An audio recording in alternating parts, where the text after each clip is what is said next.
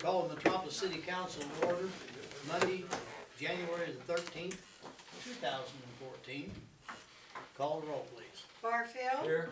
Brown. Here. Carroll. Here. Corzine. Present. McManus. Midnight. Here. And myself. Here. Thank you. Please stand for the Pledge of Allegiance and remain standing for prayer.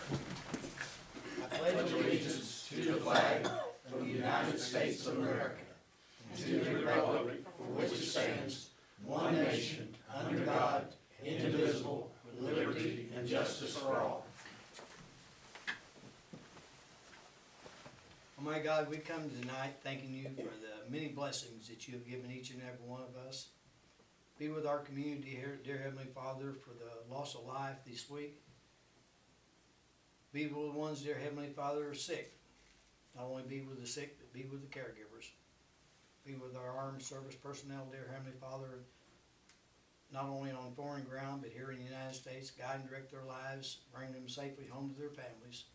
Direct this council, dear Heavenly Father, in this meeting, that each and every decision we make will be for the betterment of the community. We ask it in thy precious name. Amen. Need a motion to approve the minutes of the 12/23/13. Second. Moved by Mr. McManus, second by Mr. Mizell. Call the roll, please. Barfield. Yes. Brown. Yes. Carroll. Yes. Corzine. Yes. McManus. Midnight. Yes. And myself. Yes. Thank you. Citizens' request. First item on the agenda, Mayor's report. Motion to accept payment to the Illinois Environmental Protection Agency in the amount of $253,936. Recovery of funds under the in-governmental agreement on the Laidlaw property. So moved. We will probably get some kind of another award, I think. Because I think we're the first one in the history of the state of Illinois that's ever paid one of them back.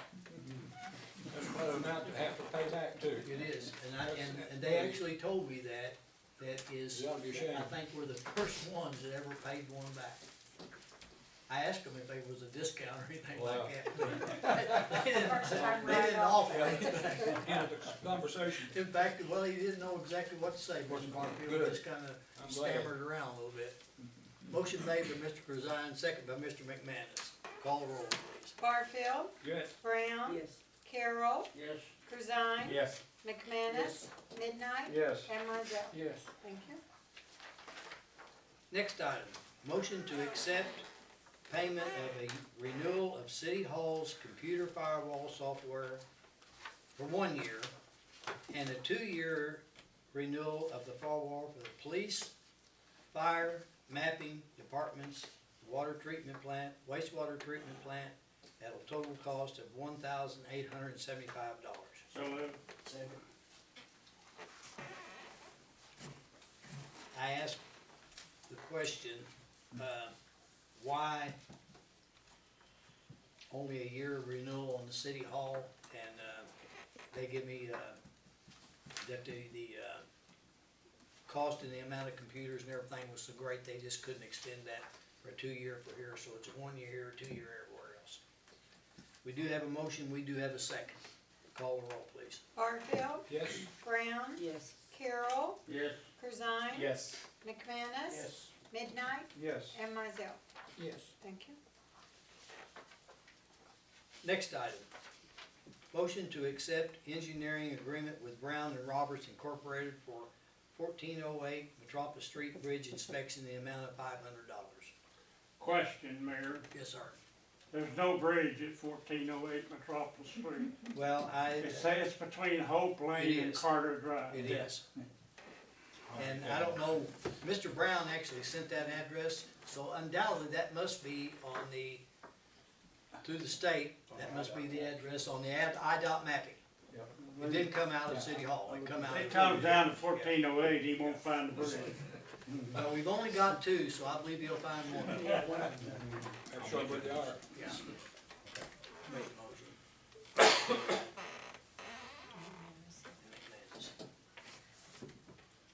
that is something we have to do periodically on that. So, we had the other one done last time, so this is this year's.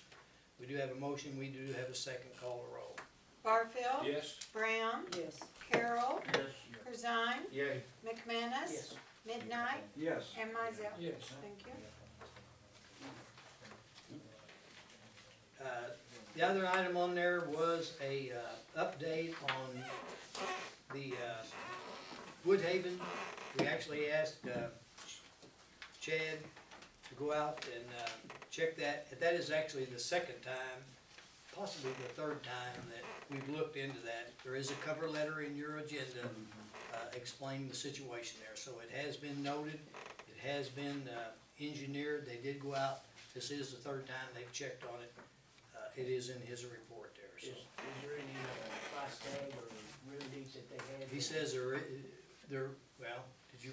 Yeah, I read it, but As flat as the ground is, there is just no place to put the water. Now, the best we can do is, and I have scheduled that for this week, barring any kind of heavy rains, we are going to go out and clean all the we don't have any catch basins, all the inlets, outlets, to make sure, and the worst part about right now is there is no ditches and no place to run the water to.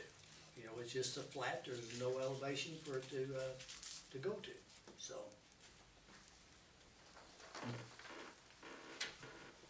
Next item, corporate council report. Mr. Abel. Thank you, Mayor. As you can see, we've got a lot of things on our agenda tonight relative to the two TIFs that we're in the process of creating and the business district that we've been in the process of creating. I'm gonna let Gene and Julian handle most of the presentation here. I would note, at the very front of the packets, it should have been in your packets, there is a schedule. It's got everything on here from last week on through the completion of all three of these projects.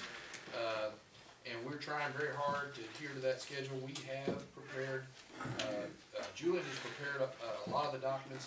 Our office is now taking those documents, got them finalized, at least through what we've got to get accomplished this week. Should be getting all the mailings out that you see on the second page that have to be accomplished this week. And it is important that we try to adhere to this schedule because, well, one of the TIFs, we anticipate activity in that TIF in the near future, and if we're gonna be able to justify the TIF and also possibly assist in the future with future development, we're gonna need to get the TIF created, and then in a timely manner. And then the second deal is, by TIF statute, just as a reminder, the reason we set some of these dates up is because there are very specific dates in the TIF statute, very specific number of days of notice you have to give, very specific days as to how many days, not more than a certain number of days, but not less than a certain number of days that a hearing has to be held and this and that. So we don't want to blow those dates if at all possible, because if we do, then we sometimes get to start over, and that's not pleasant. So want to just emphasize we are adhering to this schedule as closely as possible. We don't have a lot of flexibility in that schedule, so. Mr. Abel, if that one project, if they get it started, say March, Yeah. what happens if this TIF is not in? If it's later, like April, will it still pick it up? I mean, To be honest, I think, based on what I know about the one project, I think that we're probably gonna be okay, cause I really, the engineers and the architects are just now looking at it, so I mean, timing wise, I suspect we're gonna be, as far as going out to bid, getting bids, that's how they're gonna do that project. You're probably looking at April or May before that gets kicked in, but if it would happen that way, I don't know, it's kind of a quirky thing.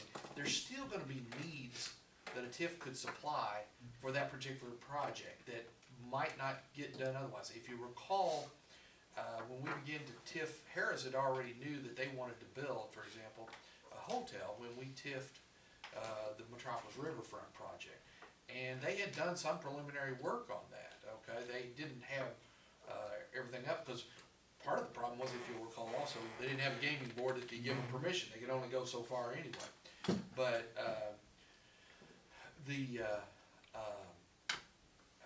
you know, if it comes down to a week or two's difference, then, you know, that's certainly something where, I think because of my involvement with the developer, I can probably have some persuasion over them to hold off if need be. So I don't think it's gonna be a real issue.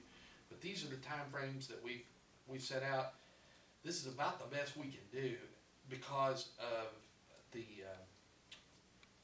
there's minimum notice that you have to give too, okay? Not just maximum notice, but minimum notice that you have to give too. So both ways, I mean, we can't start something and give notice, and of course, some notices have to be in the paper, and when we have a newspaper that's a once a week as opposed to a daily, that also affects what your timing on the hearings and stuff. And so, So after the public hearings, it still has to go out in a notice again? no, after the public hearings, it comes to you guys Okay. and it's adopted, basically. That's, the public hearings are on the next to last step, basically. But I think we're gonna meet them all. I'm confident we're gonna meet them all. And I'm confident that the other project it'll be okay.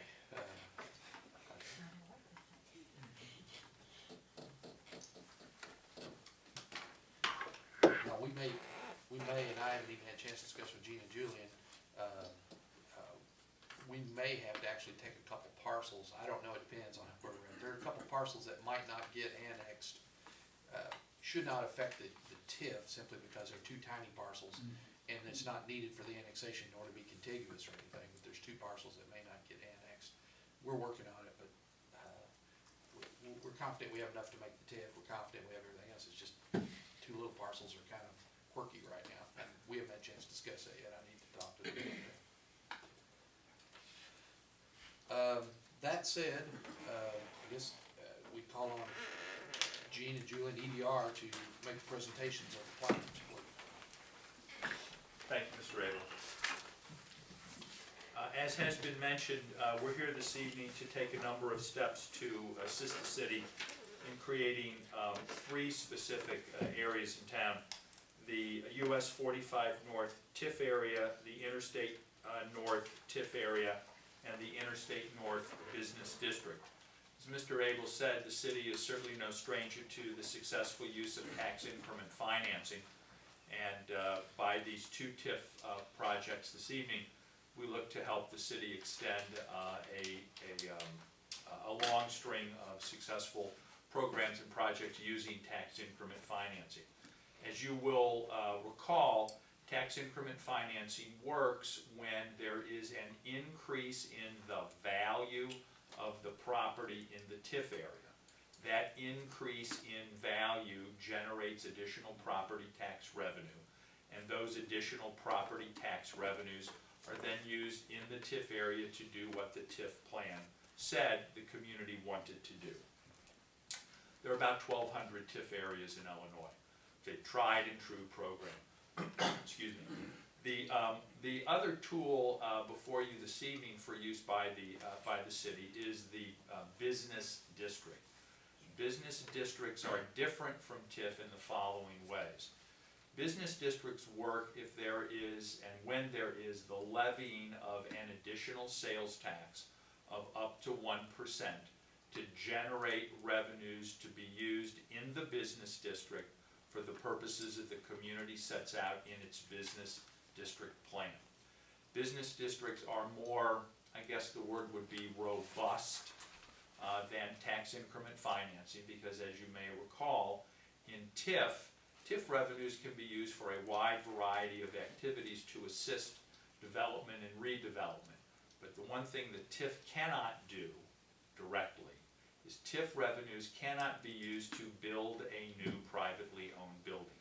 You can't use TIF monies to repay a developer for a portion of the cost of building his or her new building. That restriction does not exist in business districts.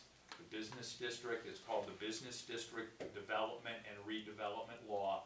Is very specific in that business district revenues raised inside the district may be used to assist a developer in taking his or her project, what we call vertical. Monies can be used directly to assist in the construction of a new privately owned building. With 1,200 TIFs in Illinois and having to meet certain dates to make sure we can get the information together and notify all the taxing districts, and Julian has put together, and Rick forgot to mention, a color-coded plan. Right, right. A color-coded plan.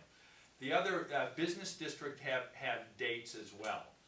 Since it is a sales tax and the state is involved just in collection, we are on track to have the business district completed and the documentation given to the state, if we stay on track, by a cutoff date of April 1st. Pardon me, if we make the April 1st deadline, then the tax can be generated the fall of this year. If we miss the April 1st deadline, then we can't send the materials into the state until October, and the tax won't be imposed until next January, a year from today. So there are dates that need to be met for both TIFs and business districts. A little bit more about business districts, because we talked about how TIF revenues are raised, and we've seen the ability of the city and its projects to generate TIF revenues. There are about 60 business districts in Illinois that have been in existence, if you will, for at least a year.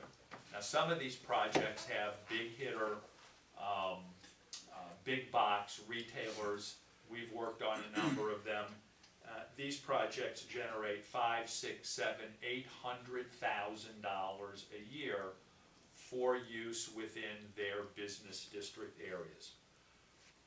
But in these 60 business districts, and there are about 45 communities that use the business district or have used it for at least a year, there are other types of projects that generate significant amounts of money for use in the business district. Some are 1 and 2 business operations. There's one in Belleville that has a fast food place and a Walgreens generates $30,000, $35,000 a year just from those 2 businesses to be used in the business district. There is a project in Effingham that has 2 businesses in it. Generates $132,000 a year for the use in the business district. Some district-wide business districts, there's one in Shelbyville, there's one in Pinckneyville, you probably are all familiar with those projects. These district-wide business districts generate, in Shelbyville, $197,000 last fiscal year for use in the business district. And in Pinckneyville, over $225,000 for use in the business district. So I wanted to give you some ideas to how much money can potentially be generated given businesses in a business district and the tax that is in fact levied. It's a growing program that operates in a complementary fashion to tax increment financing. And we have seen its use grow in the state. We did probably 4 or 5 this past year. By end of 2014, there will probably be on the order of 100 to 120 business districts in the state. Julian will take you through the plans for both TIF areas and the business district. And as always, if you have any questions, please ask in the course of our presentation. Mr. Mayor? Thank you.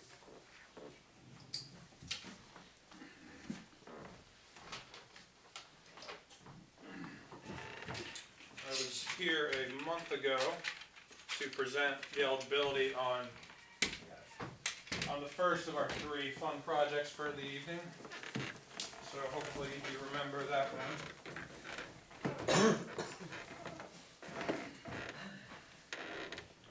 As much as I love all of your faces, I'll try to keep this as short and sweet as possible since there are 3 of them tonight. The first one is the Metropolis US 45 North TIF area. It is 17 acres in size. That is divided up pretty much right down the middle, as you can see on the map. There's 3 parcels on the west side that are currently owned and operated by Burnham's Collision and Towing Center. On the east side is 7 acres of completely vacant property, which was the old site of the drive-in movie theater. That 7 acres is declared as vacant land. It is eligible as vacant land because it does not contain any residential, commercial, industrial buildings, and it hasn't been commercially farmed in the last 5 years. As we know, and as we discussed at last month's meeting, it can't be farmed because it has about 2 feet of gravel on it that's been left there since the movie theater days. So we analyzed this area as a combined vacant land from the 7 acres on the east and 10 acres of approved property on the west. As I demonstrated at last month's meeting, we did find that the area outlined in red, so the entire 17 acres, is eligible to be included in a TIF district as a blighted area. It meets the definition as a blighted area as the TIF statute defines it. We found that last month. The point of our meeting today is you have to first find that the area is eligible as a blighted area, and then the municipality, all of us here today, need to put together a redevelopment plan, which contains the analysis of eligibility, which everybody has in front of them, but also contains a list of redevelopment projects that the city is looking to undertake. That can be private projects, public projects. Within this specific area, one main project that we're outlining is assisting the development in a new ambulatory surgery center on the 7 acres of vacant property on the east side. We are also trying to assist the private property owner to the west, Burnham, with rehabilitating his existing facility, fixing new buildings, demoing old rundown buildings, assisting, not contributing directly to, but assisting towards development of new buildings. We also, from the public side, want to extend city utilities that are currently not available within the area to those properties to assist in the development and redevelopment of our site. The ambulatory surgery center is currently proposed to take up the first 2 or 3 acres of the front piece of the 7 acre property. Over time that could expand, it could grow to take up the full 7 acres. Who knows, it could even work its way over into the onto Burnham's property, we just don't know yet. But that's the targeted project that we've identified within this proposed TIF area. As far as a budget, another key item you need to include in a plan is a budget. That budget is a total dollar amount that when you go out and create the TIF, you are telling yourself and all the taxing districts that are affected that you are using this TIF to generate this much in maximum revenue. As Gene said, it makes its money off of incremental property tax and incremental property value. So TIF, I hope all of us know, lasts for up to 23 years. Over those 23 years, you have the opportunity to generate that incremental property tax revenue towards that total maximum amount that you set out to meet. In this scenario, after working with the city and with the county, we did the calculations to find out exactly what we think this area could generate in incremental property taxes after the development is complete. We looked into what other similar projects are valued at in the county and the region, outside the region, to try and get a good estimate of what a project such as this would generate in property taxes.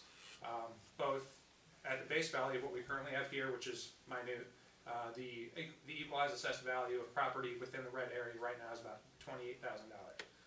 We predict after development is complete that equalized assessed value could jump up to about $1.3 or $1 million, depending on the size of the project and other items such as that. But after those calculations, we did the math to find out how much we think it can generate in TIF revenue, and we put together a budget of $3 million. That's over 23 years. We're saying that after 23 years, we'd like to generate $3 million in the bank that we can put back into this TIF area. Both in TIF and business district, all money generated within that red boundary stays within that red boundary. All money generated and paid by those property owners gets turned back around and reinvested to contribute to the development and redevelopment of that property. So in total, it's a $3 million estimate. That is our ballpark total amount that we said we want to set out to meet. The TIF statute, the TIF Act, outlines a list of what you can spend the money on. It's broken down by costs of studies and surveys, property assembly costs, buying property, preparing sites for development, clearance and grading, preparation, stuff like that. Costs of rehab and reconstruction of existing buildings, cost of installing public works and infrastructure, so extending utilities to the site to assist in development, relocation costs, financing costs, stuff like that. So as part of the plan, we did outline a breakdown of how much we just generally want to put towards each category. It's not set in stone, it's not concrete. If we said we want to spend $300,000 on admin, if we spend $300,000 and $1, it's not going to be the end of the world, it's just an estimate. So we have a list of projects. We have a budget of how much we want to generate. We also put together that proposed future equalized assessed value. Also contained within the plan, you need to make a couple findings that are required in order to create a TIF. TIF is based on the idea that any development within that area would not occur unless you put this TIF in place. It's the but-for finding. So you need to put together concrete evidence that says that development within this area would not occur without the help of TIF. You don't need any affidavits or anything like that signed from a developer proving that, but you need to come up with information from building permits and history of development in the area over time to prove that without the help of this tool, it wouldn't be developed. And at the same time, also that this area has not been subject to growth and development through investment by private enterprises. That's just within the last recent history, but we need to pull together permits and values to tell everybody, taxing districts mainly, that this area hasn't been subject to growth and it wouldn't be subject to growth without the help of TIF. Further, we can't just pull something out of our head and say we'd like to make this area commercial if the city's comprehensive plan that everybody was on board with creating said at one point that they wanted to make this residential. So we also had to make the finding that everything we said that we want to do within this area complies and conforms with what the city's comprehensive plan shows. The comprehensive plan was done in 2006. It shows this whole area in its entirety as commercial, and that is what we were trying to do with this property today, so we do conform with that finding. So it meets the definition as eligible as a blighted area. We put together a list of projects, a budget of redevelopment project costs that are reimbursable to be paid using TIF. We made those necessary findings that are required in order to put together a TIF. So at this time, we're asking that you accept this plan, the US 45 North TIF redevelopment plan, place on a file, and authorize sending a copy of this plan to the affected taxing districts. The next step of the process for this specific TIF, and the other one will be similar, is holding a joint review board meeting, which is made up of affected taxing districts, including the county, the township, we don't have fire, but it would be fire, library. The statute identifies 5 or 6 different types of taxing districts, college, school district, those are included. To hold a meeting of the joint review board to review the plan, review the eligibility of the area, and review the proposed ordinances that we would be passing in March to create the TIF. So that's this one, Metropolis US 45 North. I'll take any questions on this one before we move on to the next one, if anybody has any.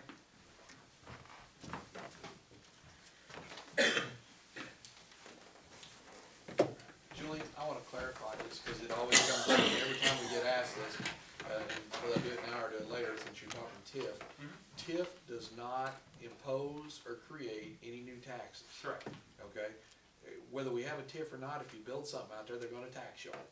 TIF is just a bucket that the tax money goes into when the taxpayer pays it, okay? And then offers us the chance to use that money to hopefully generate new development out there and plus provide the infrastructure that's needed to, put new. But every time TIF comes up somewhere, coffee shop or somewhere else, what's that gonna do to my taxes? Even parties that are in the TIF sometimes will ask, well, what's it do to my taxes? Doesn't do anything, your taxes, you're paying the taxes.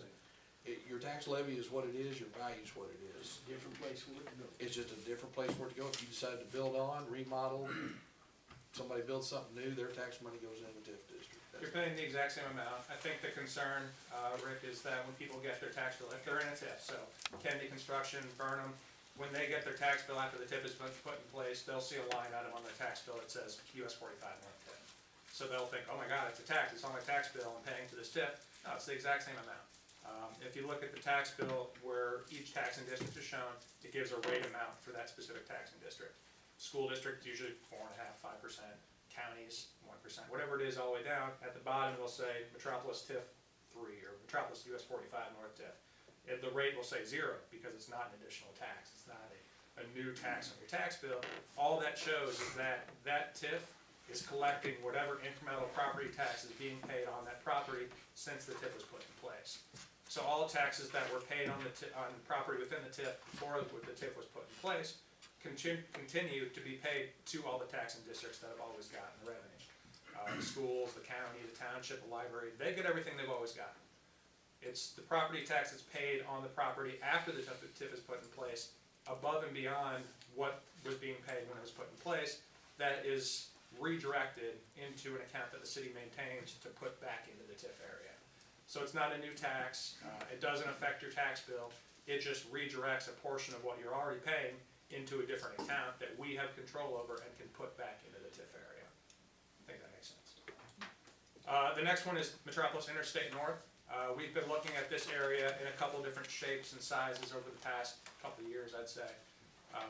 We first started looking at it, deciding that we wanted to create some sort of incentive package by the interstate that we could use for all the currently undeveloped property, kind of around Fabic and also behind Super 8 and Pizza Hut, because we had that area available and it was located within the city, and we wanted to use some available tax incentives to attract developers and create new development opportunities and capitalize on both the available property tax revenue that could be generated here, as well as the sales tax revenue based on the type of uses we're looking to target.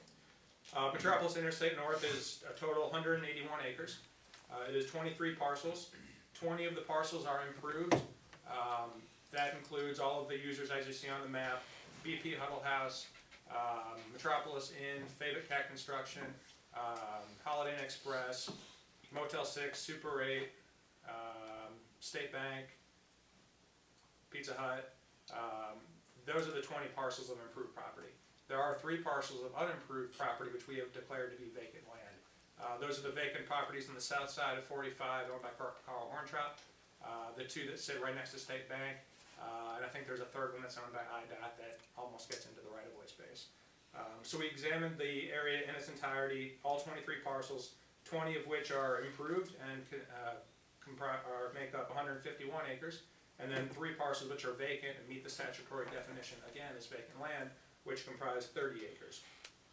We presented the eligibility analysis for this area, I believe, in September, so just over 3 or 4 months ago. We found at that time that the area in its entirety, as outlined in red on the map, was eligible as a blighted area, met the definition as a blighted area. Similar to our last area, we had to examine it both as the improved area, and if that area was eligible, and as the vacant land, if that area was eligible. We did find that both areas were eligible, so that allowed us to continue with the process and move forward towards creating the same type of redevelopment plan for this area as we did for US 45 North TIF. In the discussions with the city, we put together a list of projects that we are trying to target for this area. Some are similar to the last one. We want to put money towards assisting with private rehab of existing buildings, rehabilitating, remodeling, reconstructing existing buildings. We want to put money towards the development of potential new commercial buildings out there. It's a very high traffic area. It sits on a state highway, a major interstate. It's the city's main ingress and egress arterial. There's a lot of undeveloped property. We want to capitalize on that. We want to use a TIF, we want to use a tax incentive tool to contribute towards the development of new commercial buildings out there. We've heard of a couple different proposed projects over the years. Pretty much all of them are commercial in nature. The city's comprehensive plan did identify this area in its entirety, minus a parcel or 2 small pieces, as commercial, so we met the requirement that it conforms with the city's comprehensive plan. The small ones were from Woodhaven down. There's a small sliver of a parcel that is residential. That's okay. And the residence on Devers up north in the very northern part of the district is also shown as residential in the comp plan. But on the whole, you need to make the finding that on the whole it conforms, which we do. In the budget that we identified within the TIF, because this is a little bit different than the US 45 North TIF, because this TIF is also going to be overlapping with the business district as GM identified. So whereas with the US 45 North TIF, there's one pot, there's one revenue stream, there's one source of money coming in, we identified a budget for that incentive tool. With the Interstate North TIF, we also have an overlapping business district, so there's going to be revenue coming in from 2 different sources. So we wanted to be sure that when we identified a budget, we took into account both the monies that would be coming in for the TIF, but also the monies that would be coming in for the business district. So we wanted to be sure that we had a total dollar amount that we identified as the city that we would not be looking to raise more than said amount. from the TIF, based on the same calculations that we did, based off of the available developable land and what new development is being assessed at.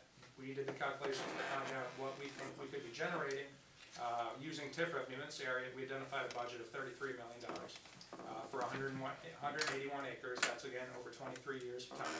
We said that over those 23 years, we'd like to, and this is, you know, ballpark shooting at the top, saying over 23 years, we'd like to generate $33 million in TIF revenue. Again, that total dollar amount is broken up into those eligible categories: studies and services, property assembly, site preparation, cost of rehab, etc., all the way down to that total dollar amount. So we put together that budget that showed that's how much we were looking to raise using the tool. And we also made those formal findings saying that this area would not be subject to growth, would not be developed without the adoption of the TIF, and it has not been subject to growth and development through investment by private enterprises. That was done by looking at building permits issued over the last 10 years, looking at property values, seeing, really being involved in this project and seeing these properties over the last 5 or 10 years, just knowing what's been going on, we were able to make those findings. So again, that's the plan. We identified that it's eligible based on the statutory definitions. We identified the projects that are looking to be completed. Those are developing new commercial buildings, assisting in rehab of existing buildings, putting money towards public works, public infrastructure, improving roads, sidewalks, signalization, road widening, everything that the city maintains regarding infrastructure, financing costs, relocation costs, etc. We've made those formal findings that are required by the statute and finished this plan. So again, we would like to ask that this plan is accepted and that is sent to the taxing districts so that we can use it to hold our joint review board meeting as required by state statute, and also hold a public hearing, I guess a month or two down the road, regarding this specific plan. But I'll take any questions on Interstate North business, TIF before I move forward with the business. You said this is 180 acres, Correct. and the north was 175? This area, the TIF and the business district are the same shape. They're the same boundary. They're 181 acres. Okay. The other project, US 45, that was only 17 acres. That was a very small. 117. Just 17. Just 17.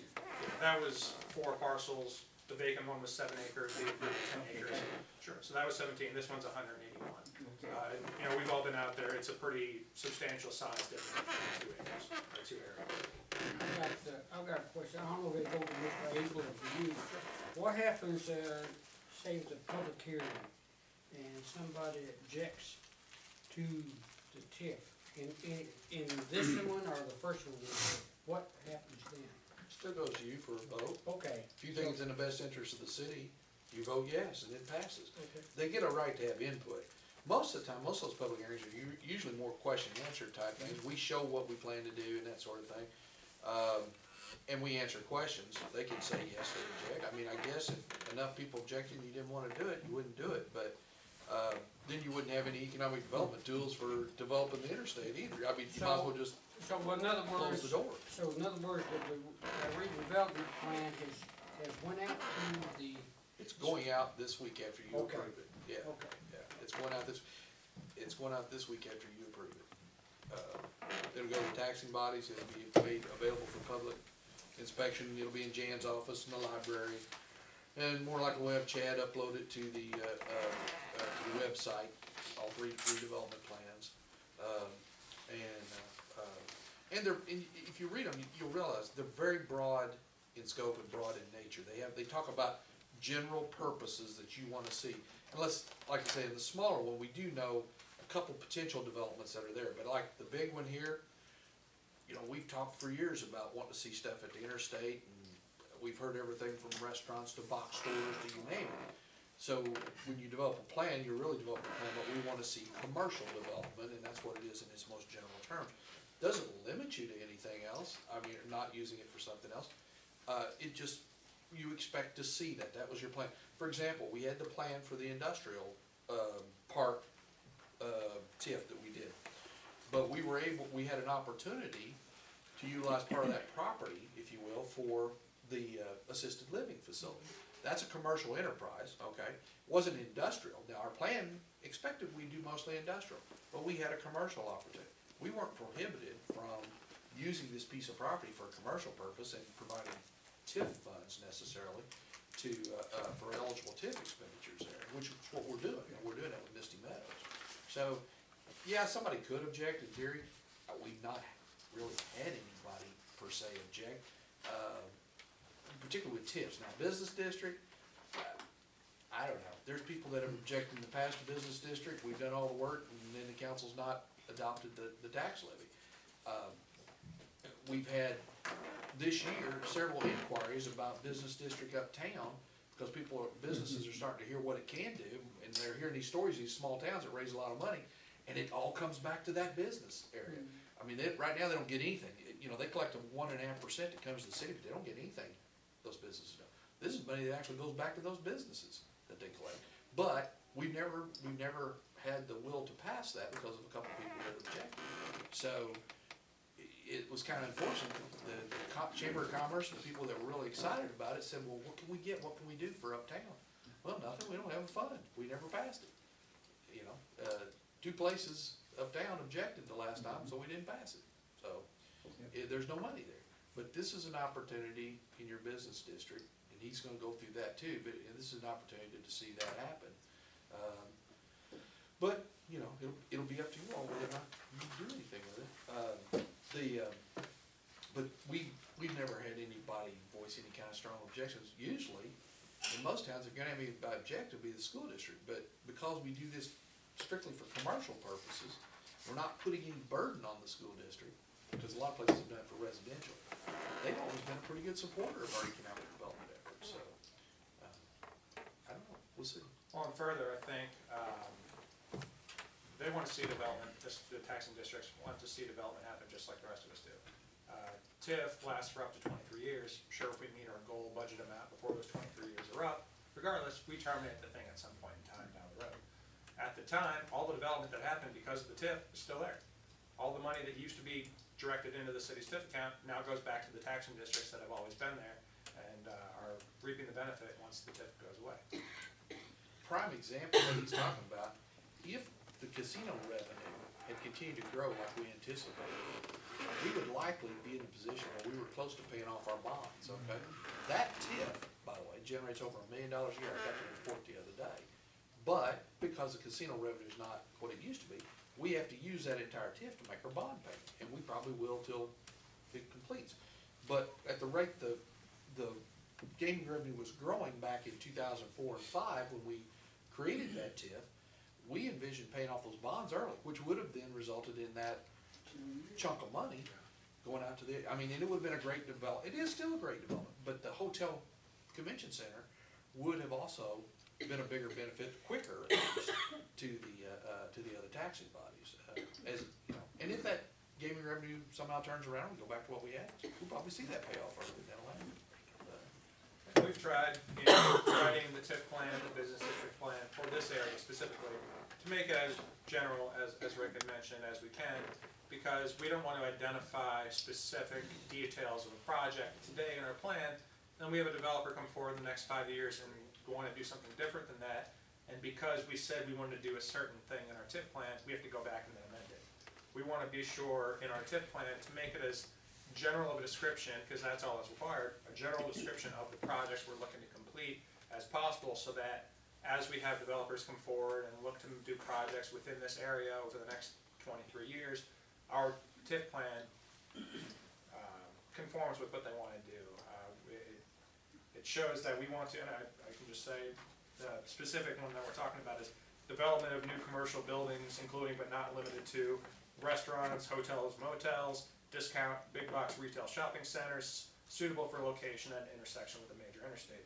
So we have to try to keep it brief, generalized, generally what we're all looking to do without identifying specific users, specific sizes, just saying, here's generally the project we're looking for, so when they come forward, we can take them all in instead of having to revise stuff later on. Further, in response to your question, the Joint Review Board, the public hearing, they're advisory panels, specifically the Joint Review Board. It is the taxing district's opportunity to review, make comment, make recommendations towards the creation of this area. They don't have the power to approve or reject the plan. they're issuing a recommendation, that the taxing districts together as a joint review board are issuing a recommendation to the city to either approve or reject this TIF. Same thing with the public hearing. It is an opportunity for public comment.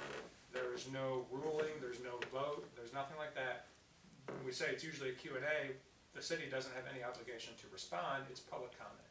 It is a hearing to take all comments, whether positive or negative, towards the creation of the TIF, so that when the city gets the ordinances after the hearing is complete, we are able to take into account those comments towards whether or not we choose to approve it.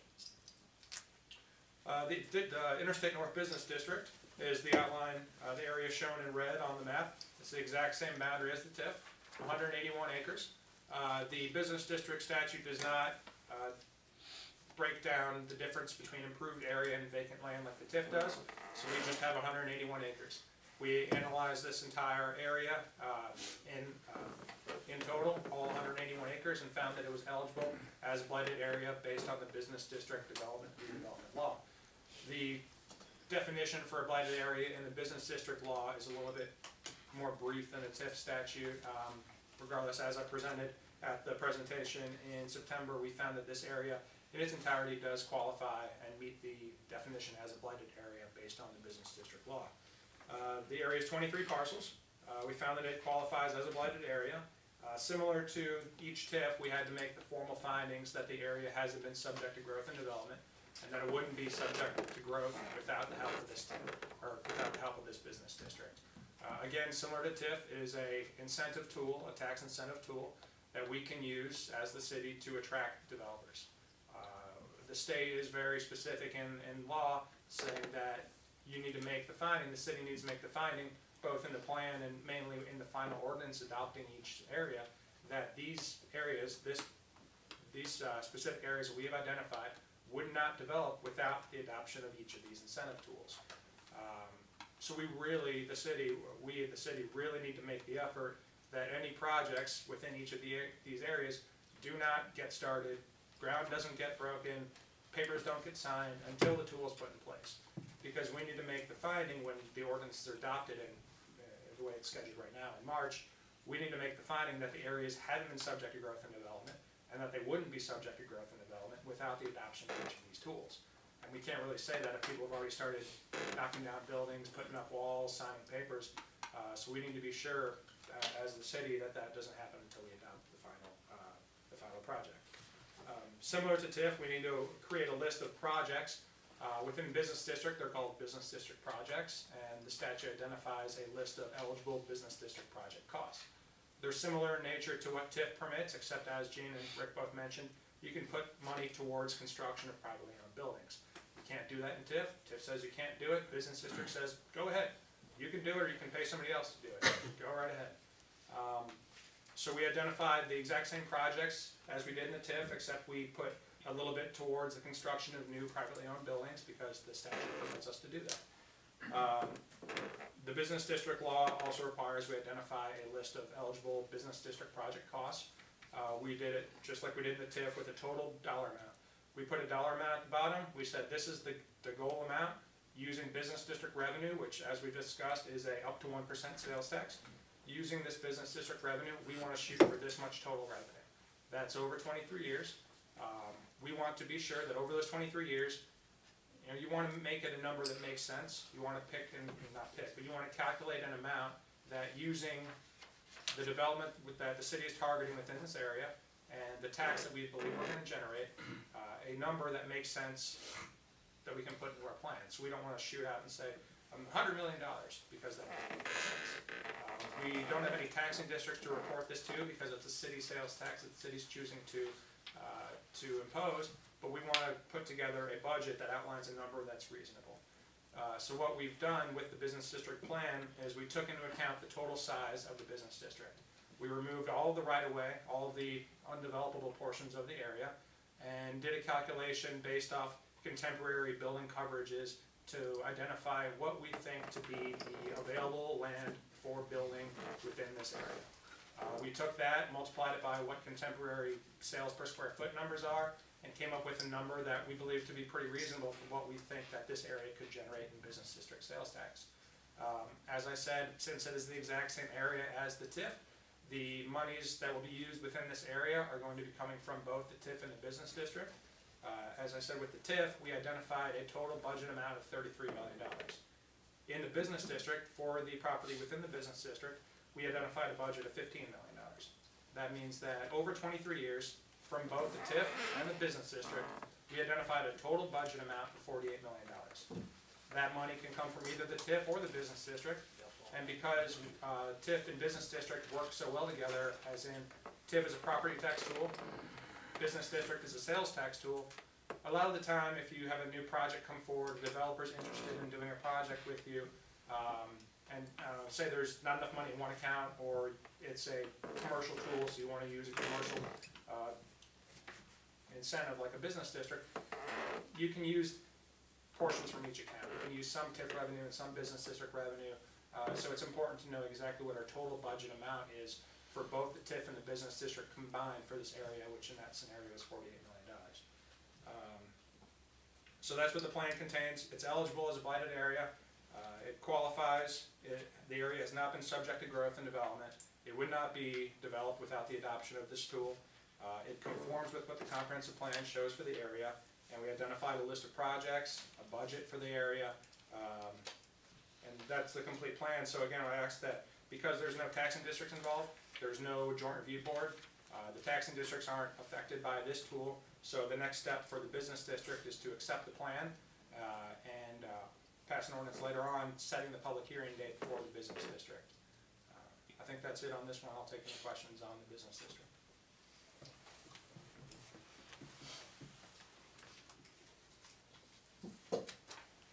By the time we read all this, we'll know just exactly what you're talking about. With business districts, I'm just curious about your experience. I realize there's no joint review board, but have any communities used business advisory committees or anything with respect to their business districts for ongoing input about the allocation of those dollars or expenditure of those dollars? Not to my knowledge. Okay, that's one thing that's been raised here as a question. We do that with our tourism dollars right now, so it was raised, if we had one, could we do that? I suppose you could, we just had, but we've never had any money, so it's never been an issue. Right. Yes, sir. That's correct. Okay, I just was curious. And because it's a sales tax tool, not a property tax tool, it doesn't directly affect the property owner. It is a tax that's imposed on the patrons of the business, so there's no notification that goes out in the mail. There's a notice of the public hearing that gets published in the paper twice before the public hearing. We hold the public hearing, and then after the close of the hearing, we're permitted to adopt the district. I mean, it's up to the city whether or not we notify or advise with businesses beforehand, but there's no requirement.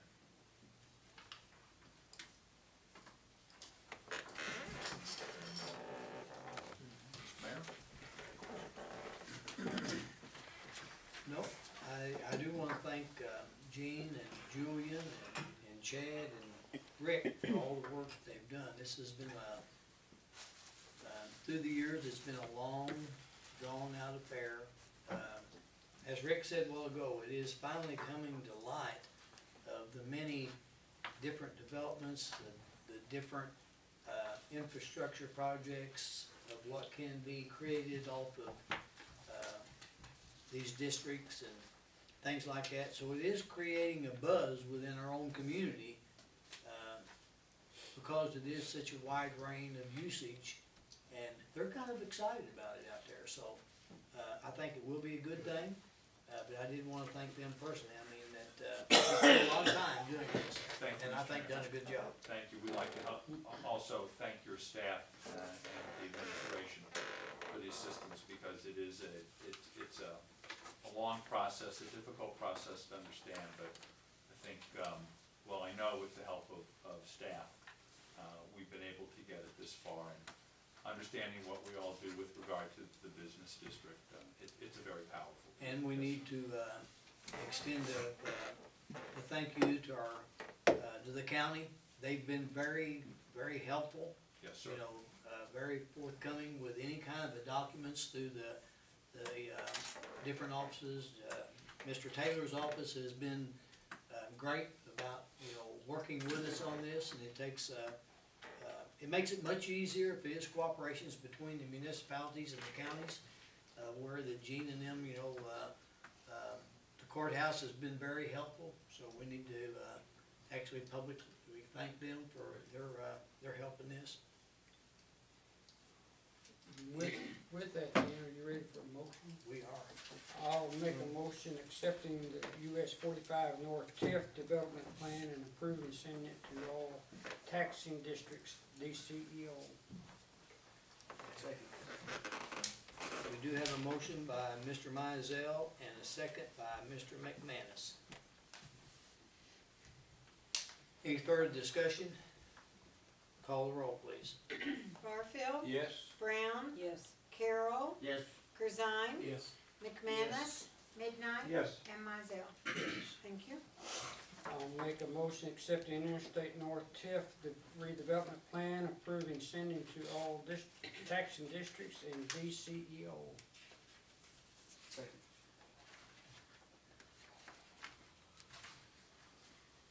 Motion made by Mr. Mizell, second by Mr. McManus. Discussion. Call the roll, please. Barfield. Yes. Brown. Yes. Carroll. Yes. Corzine. Yes. McManus. Midnight. Yes. And Mizell. I'll make a motion accepting the Interstate North Business District plan. Motion made by Mr. Mizell, second by Mr. McManus. Discussion. Call the roll, please. Barfield. Yes. Brown. Yes. Carroll. Yes. Corzine. Yes. McManus. Midnight. Yes. And Mizell. Yes. Thank you. On these next ones, I think there's 5 of them. Normally we would make a motion to suspend the rules, so I didn't put that on there as a separate item, but that's probably how we should proceed. Motion to suspend the rules and place that ordinance there on its passage, and then come back and do one to adopt it right afterwards if you would. I'll ask to suspend the rules and place ordinance creating JRB for US 45 North TIF and setting the meeting date of Friday, February 7th, 2014 at 1 p.m. We're starting at the beginning, so it's 2014-1. We do have a motion by Mr. Mizell, second by Mr. McManus. Discussion. Call the roll, please. Barfield. Yes. Brown. Yes. Carroll. Yes. Corzine. Yes. McManus. Yes. Midnight. Yes. And Mizell. Yes. Thank you. I will adopt a motion adopt the ordinance creating JRB for Interstate North. No, We gotta vote on that ordinance. Oh, okay. 2014. Oh, I I'm just thought- voting to suspend the rules. Okay, Now we gotta vote on the ordinance. I'll make a motion, we vote on the ordinance as presented.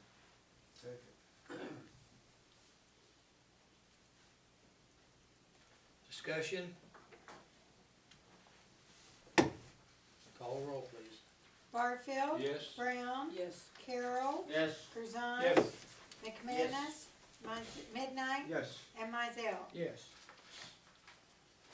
Okay, on the next one, suspend the rules, adopt an ordinance creating JRB for Interstate North TIF, setting the meeting date of Friday, February 7th, 2014 at 1:30 p.m.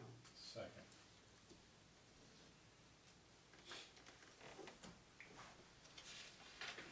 Motion made by Mr. Mizell, second by Mr. Corzine. Discussion. Call the roll, please. Barfield. Yes. Brown. Yes. Carroll. Yes. Corzine. Yes. McManus. Midnight. Yes. And Mizell. Yes, Thank you. now adopt the motion as presented.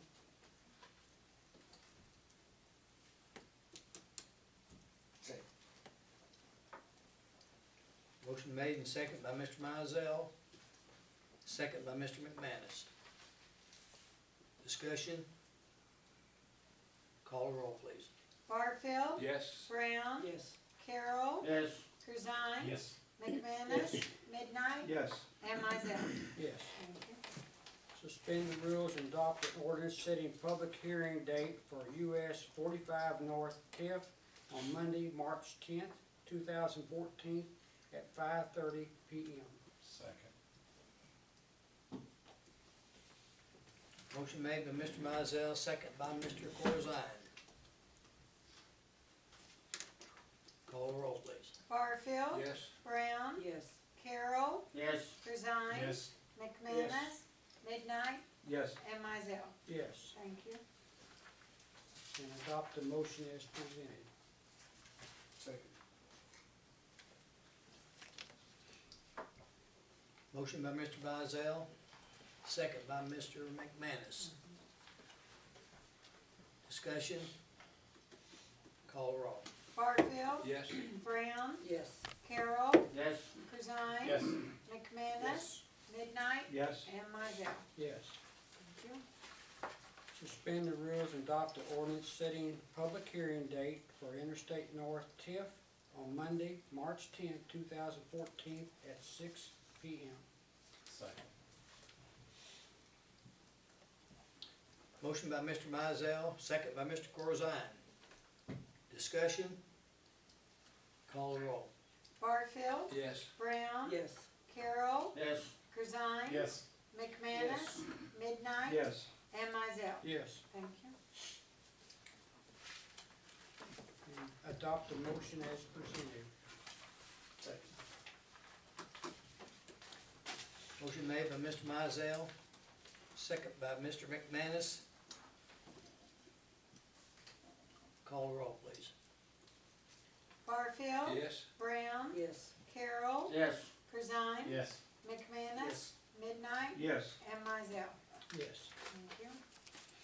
Suspend the rules and adopt the ordinance setting public hearing date for Interstate North Business District on Monday, March 10th, 2014 at 6:30 PM. Second.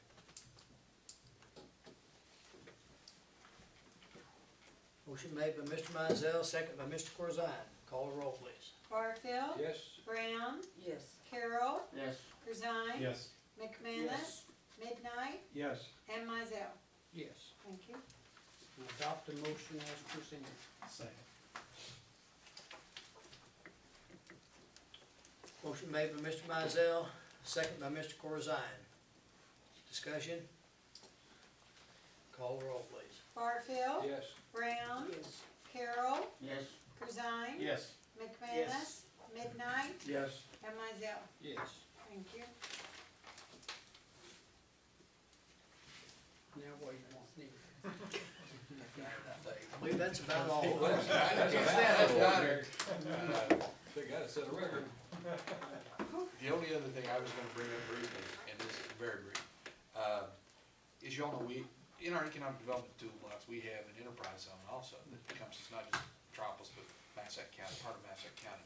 That expires, based on our last extension in 2018, okay? Well, last year, Illinois revised completely enterprise zones, okay? In the past, you simply went out and you applied for an extension or renewal. We've done that once, in fact. That's how I got to 2018. Now it's a whole new process. We had a discussion tonight over dinner with Gene and Julian. It is going to be a competitive process, much like writing for a grant is a competitive process, or trying to seek a permit. And the rules just got issued last week on it. One thing that's fairly apparent, they are going to cap the number of enterprise zones in the state of Illinois. Right now, there's 97, we think, Yes. with 4 more scheduled, or somewhere around 5, so it's gonna be capped.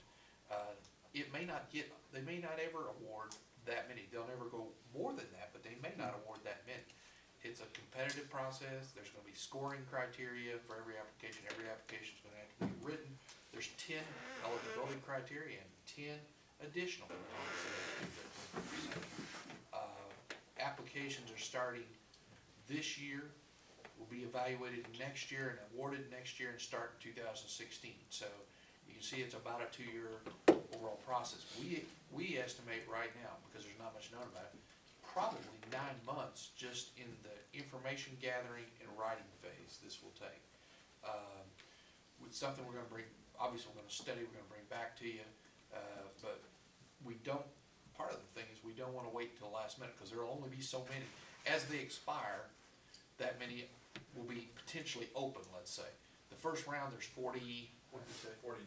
49 open. So 40, almost half will be decided in the first round. If we wait till the last minute, there may only be 5 or 6, and there may be 50 of us competing for 5 or 6 of them. So chances are we probably want to get started ahead of time so that we've got time to get at least one application looked at and ruled upon, whether good or bad, before this thing runs out. Now, obviously, we'll have to sit down and talk about costs and future budgets and things like that, but still, just want to give you a heads up. We knew a lot of changes were coming. Chad and I have been seeing this. We didn't know exactly what it was gonna mean. They had been talking about renewal periods and how soon you needed to start beforehand. Well, now the rules are out, and it's gonna be very complicated. The state doesn't seem to really care whether they have 97 of them or they have 47 of them, if you wanna know the truth.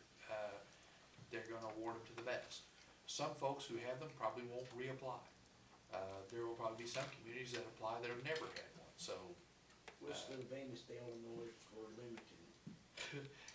What's the advantage for limiting them? What have you heard? The advantage for limiting them? Yes. Yeah, for the state. I don't know if there is an advantage. I don't know if there's any much thought in it. Making their pride possession. Yeah, I'm gonna say, it sounds to me like they're just setting up for, Well, and because it's a state tool, the state governs and administers them, so I think the state themselves just wanna set a cap on it because they're involved as well. Whereas TIF and business district, it's locally driven. We can do as many as we want to because it's all on us. The state is directly involved in creating, administering, reporting for enterprise zones, so I'm sure they're just, looking out for how much work they're gonna have. And they're creating for the first time a new commission to oversee all this and make final decisions. how much of the fees going up for this Uh, thing? That's of gotta which, be the big question. The chances of our having any representation south of I-80 are very slim. Yeah. We've already talked about that too. So. Are they going to extend the length of the, It's still a 30-year proposition. And those that exist now that have been extended. And they will all, peter out by, I believe, the last extension date approved is 2021. And so there will be many that expire, many enterprise zones that expire years before that. And so this competitive process that Rick had identified, which will probably take 2 years to get through, means that in particular, if your enterprise zone expires in 16 or 17, you're starting now. And we know that there are communities that are starting this process as we speak. Communities where it expires in 18, as yours does, are with the understanding that this may very well take 2 years, and you may not get the approval that you seek the first time that you apply, are looking to start the application process fairly soon. is there an advantage to applying? I mean, if you get qualified, do you wait till your expiration date before it kicks in? Or would it kick in when you get approved?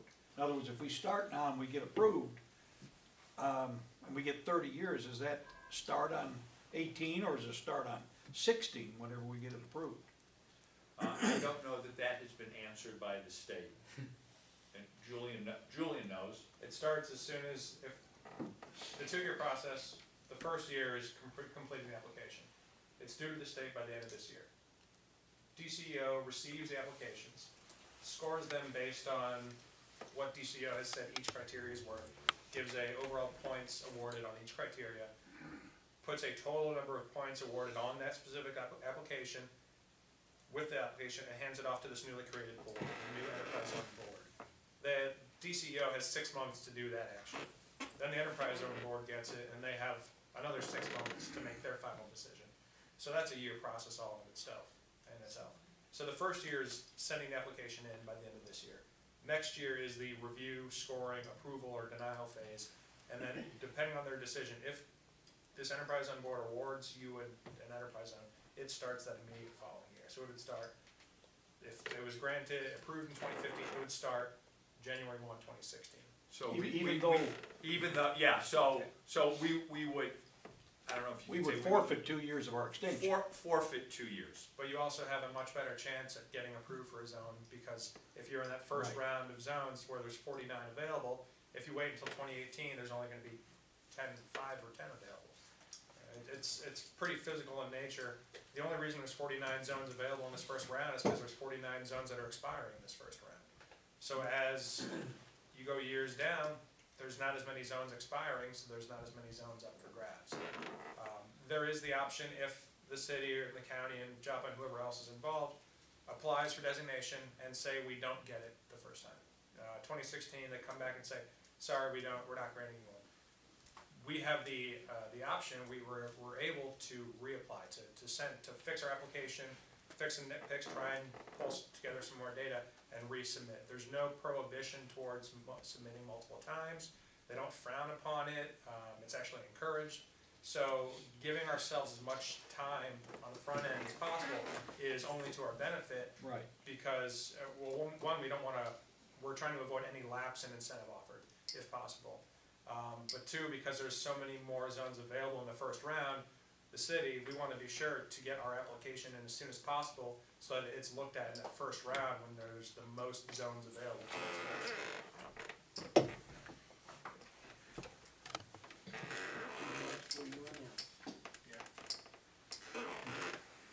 Yeah, that's about what you'll get, that's about what we'll get if we start early. Like I said, we're gonna be exploring it, we'll be back at you, but I did wanna give you that heads up. Chad and I have been having this discussion for 6 months, cause we've seen it coming, and, it started with changing rules for putting everything online, and the reporting went online, and different kind of reporting, and now, we knew this was coming, didn't know what the rules would say, but we knew the statute had been amended, and, so now we just got word that the rules are here, and, it's gonna be a new ballgame. And ours has been very effective, so a lot of people inquire about it, a lot of people take advantage of it, given the amount of business stuff that we do. And,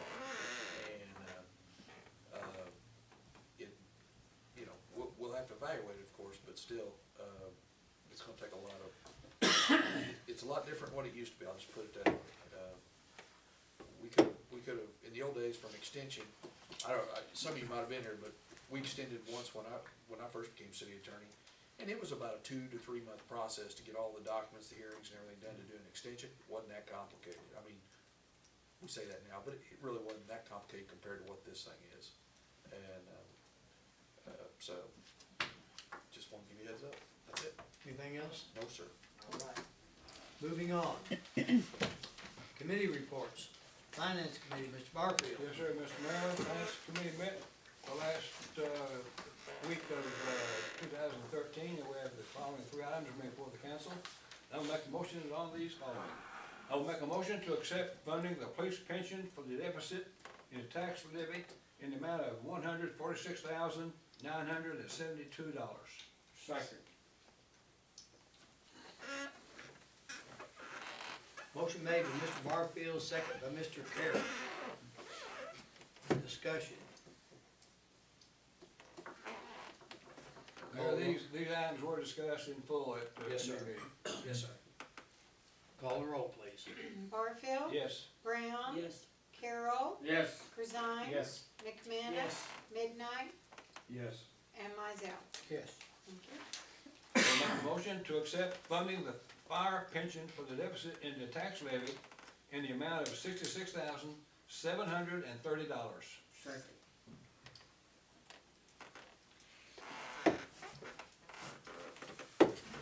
Discussion. I have a comment. I do, appreciate the fact that the city council and the city of Metropolis are, actually concerned about the pensions and things like that. It's all over the nation. There's people that's worked all their lives and things like that, that, now are facing, some situations that weren't their own.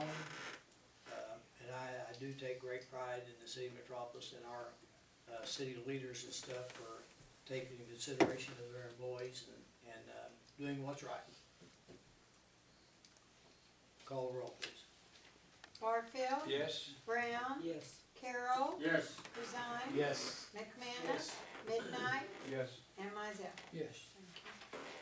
I'll have a motion to accept transferring to library budget for operating expenses as needed for the next 2 quarters, ending March the 31st, 2014, and June the 30th, 2014, in an amount not to exceed $90,000 each quarter.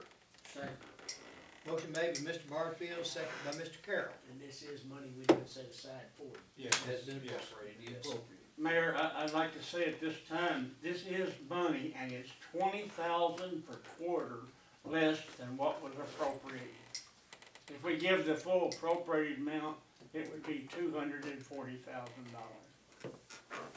Very Good good. job. Motion been made and second. Call the roll. Barfield. Yes? Brown. Carroll. Yes. Corzine. Yes. McManus. Yes. Midnight. Yes. And Mizell. Yes. Mayor, that completes our finance report. Thank you, Mr. Barfield. Thank you. Department heads.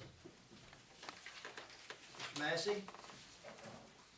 Just one thing, as you know, the police department's really been going into community policing and getting the public involved and started our own Facebook page and stuff like that, but, our latest endeavor was, not using any tax money. We come up with an idea of, addressing drunk driving and distracted driving, especially geared toward the kids. So we've partnershiped and Lindell, or Linwood Motors, donated a brand new trailer. We picked it up at Little Tractor. C&W Automotive is donating a crashed vehicle, and the Massac County Drug Awareness Coalition is paying for the banners. And what we're gonna do is put a crashed vehicle mounted on this trailer, and like during the Superman celebration, basketball tournament, stuff like that, we're gonna have this vehicle with the banners that have an anti-distracted driving, texting message, anti-DUI, or drugged driving message on these banners, in front of the vehicle. When there isn't an event going on in town, we're gonna put it at the stop, near the stoplight in front of Linwood Motors, 12th and 45, so that when you're stopped at the light, glance over and look at it, maybe to, register a message and hopefully, save some lives, so. I just wanted to thank our, partners that, it doesn't cost them the city anything out of the budget or anything, it's all donated funds, and I think it's a pretty cool idea. Chief, I think that's an excellent idea. I know when I was working and traveling through several towns, I seen a car set up on a trailer, and the sign that said, "Don't let this happen to you." I actually saw a railroad crossing on Down by Lambert's. Yeah, and that's what sort of spurred this whole thing, and I thought, well, we don't have train problems, but Yeah. It's a good idea. Mr. Frank? Nothing at this time, Mayor. Chad? Old business. New business. Mayor, could we get a list of the equipment that Chief Nancy's obtained, so we know what we've got? You sure can if you'll ask him for it. Well, I'm asking him now. Make up a list so we know what you've obtained for us. I have a spreadsheet in the office, That's good enough. or it's actually on the computer. Make us a copy so we After know. the first year, we are going to have Mr. Ritchie go through all of our inventory and things that we have accumulated that need to be, there's some things that we can get rid of, there's some things we can't get rid of. Some of the motor vehicles that we actually have, we keep them cheap for a year. We can't sell them, but we can trade them back in for something that doesn't have as much mileage on it and stuff like that. Mr. Ritchie's gonna take care of that. We do have some stuff probably that's coming up on a limited time that we actually are going to be able to, probably sell at an auction. We do recoup that money. It's maybe that, something that we can either, buy some police, equipment, cars, or whatever. We're gonna have an auction. probably this spring, and we're gonna have bicycles and stuff like that. We got a room full of bicycles, we need to get rid of those also, so, job well done for the chief, and, we have acquired just recently, a bulldozer. You know, a D7 bulldozer, it is actually still down at Brookport, they're using that down there, so we have a lot of stuff, and, The reason I asked about that, we would probably have to designate someone to go around and start those things every week or 2 weeks to make sure that everything. We've already And addressed does that. some of them need a pill? Do you give some of them a pill or just spray them or to start the diesel? Chris. Chris the actually city already mechanic, does that. He's been starting them on Okay. a I know rotating some. basis, so.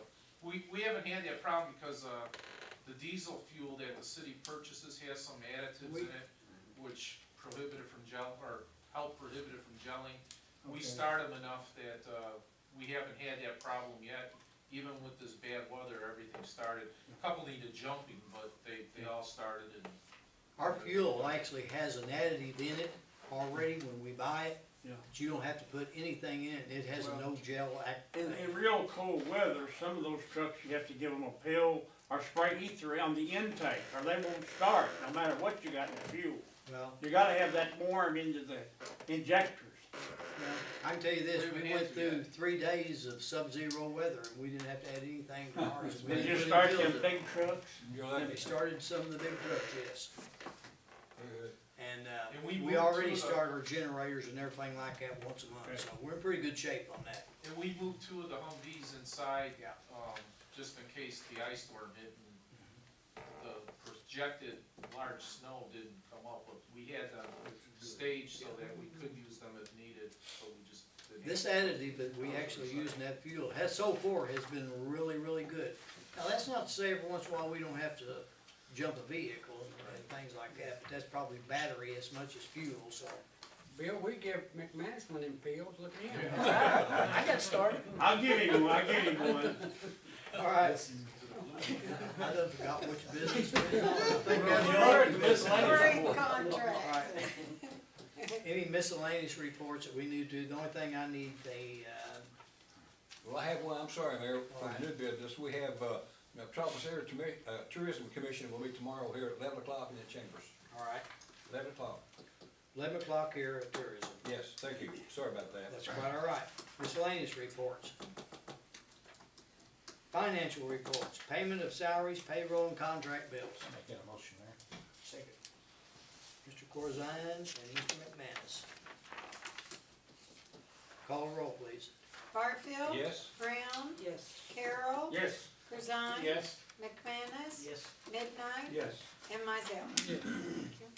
Payment of miscellaneous bills. Make that a motion. Motion by Mr. Corzine, second by Mr. McManus.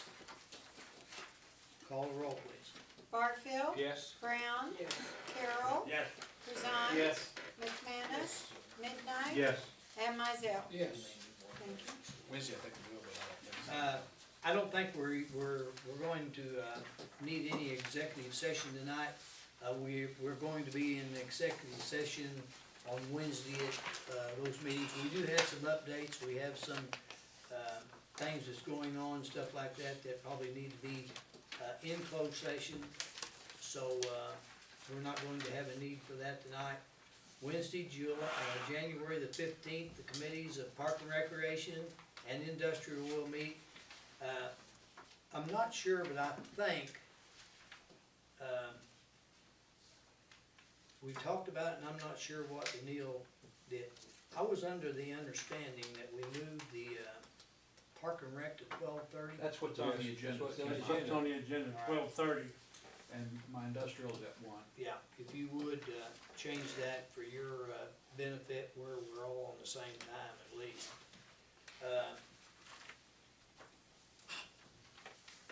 Monday, January the 20th, City Hall will be closed for observation to observe the Martin Luther King Day.